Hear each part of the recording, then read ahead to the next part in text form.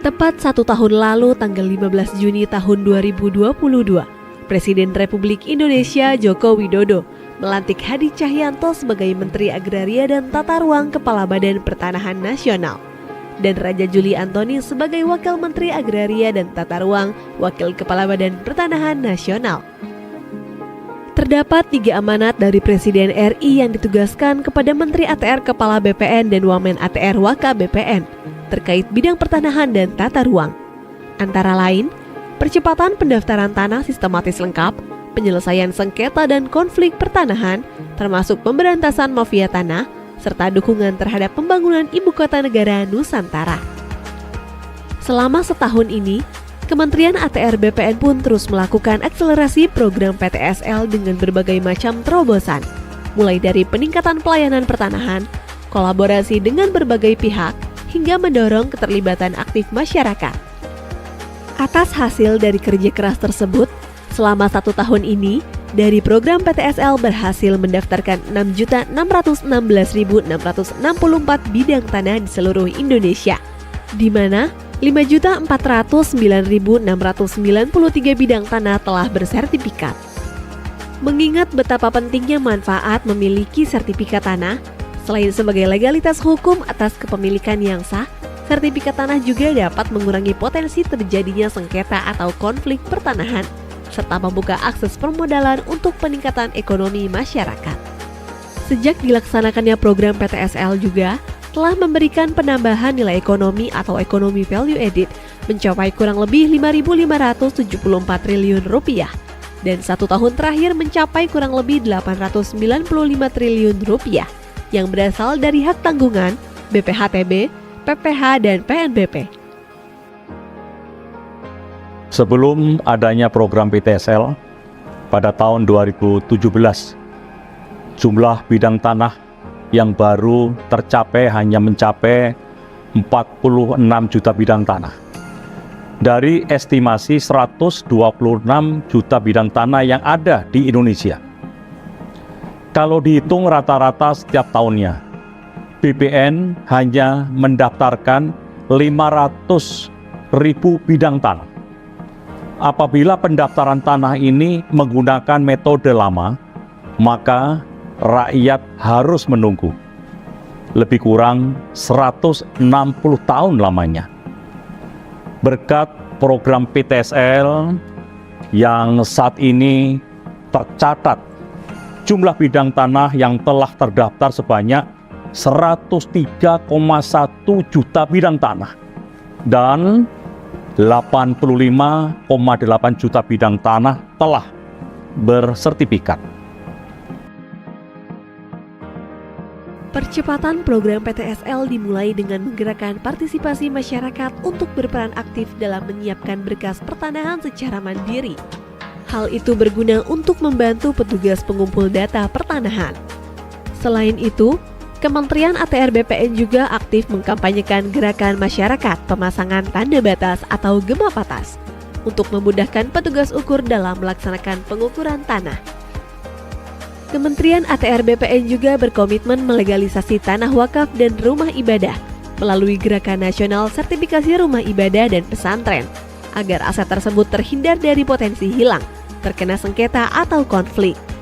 Konkretnya, Kementerian ATR BPN telah membuat nota kesepahaman dengan berbagai organisasi keagamaan untuk memudahkan sertifikasi tanah wakaf dan rumah ibadah, sehingga umat beragama dapat melaksanakan kegiatan keagamaan secara aman dan damai. Selama setahun ini, Kementerian ATR BPN telah berhasil mensertifikasi 36.149 bidang tanah wakaf dan rumah ibadah seperti masjid, gereja, vihara, dan rumah ibadah lainnya. Jumlah ini meningkat dari tahun sebelumnya yang mencapai 25.140 bidang tanah di tahun 2021 dan 13.858 bidang tanah di tahun 2020. Kami, Kementerian ATR BPN, memiliki komitmen untuk mensertifikasi rumah ibadah apapun di mana nama Tuhan diagungkan tanpa terkecuali dan tanpa diskriminasi. Kementerian ATR BPN juga mendorong percepatan sertifikasi aset-aset BMN, BMD, BUMN, dan BUMD. Hal ini dilakukan sebagai mitigasi penyalahgunaan aset yang dapat mengakibatkan kerugian keuangan negara. Dalam 1 tahun, Kementerian ATR BPN telah menyelamatkan aset-aset negara melalui program sertifikasi tanah-tanah aset dengan estimasi nilai mencapai kurang lebih 643,9 triliun rupiah.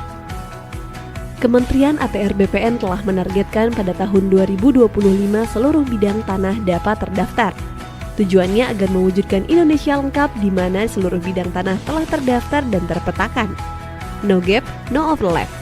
Dimulai tahun ini, Kementerian ATR BPN telah berhasil melahirkan kota dan kabupaten lengkap, di antaranya Kota Denpasar, Kota Bontang, Kota Madiun, Kota Tegal, Kota Surakarta, Kota Yogyakarta, Kota Administrasi Jakarta Pusat, Kabupaten Badung, Kota Administrasi Jakarta Utara, dan Kota Administrasi Jakarta Barat.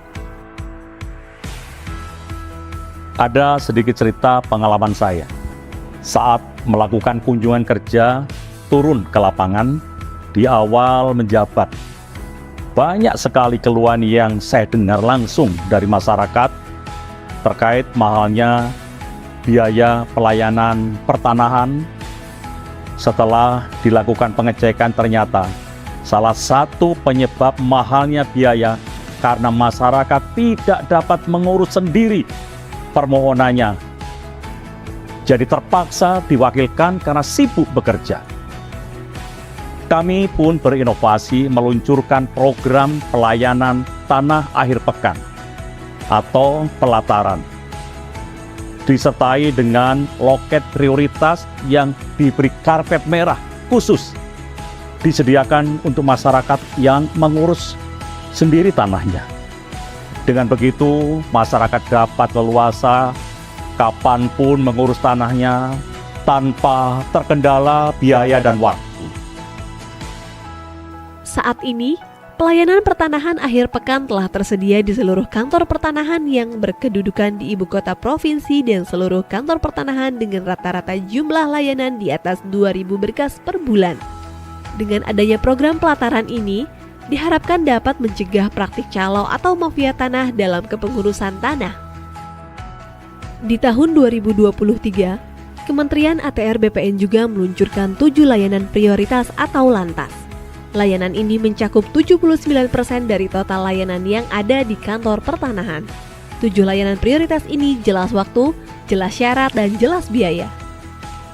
7 layanan prioritas ini terdiri dari pengecekan sertifikat, surat keterangan pendaftaran tanah atau SKPT, hak tanggungan elektronik, roya manual dan roya elektronik, peralihan, pendaftaran SK, serta perubahan hak guna bangunan atau hak pengelolaan menjadi hak milik untuk rumah tinggal, rumah toko, dan rumah kantor.